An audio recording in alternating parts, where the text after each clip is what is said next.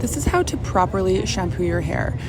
It's really important that we are using the shampoo properly so we're getting an actual clean end result, because it's really important to the health of our scalp and hair that our hair is getting cleaned. First, you're going to apply your shampoo into your hands and warm it up so you can evenly distribute it throughout your hair. Split your hair into sections. This is the most common mistake that I see. You're not cleansing the back or underneath of your hair and you're only getting the top.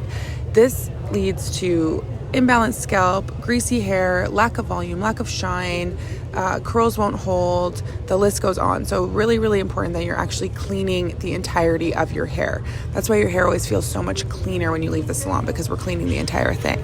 Then you're going to use the pads of your fingers or your scalp massager. Don't use your fingertips because that can actually scratch your scalp, and give it a really good scrub. The point here is to actually clean your hair. Then you're going to rinse and repeat. It's really important to double shampoo your hair, because the first shampoo is really, really cleaning off all the dirt and debris and buildup, and then the second shampoo you're cleaning. That's how you shampoo your hair.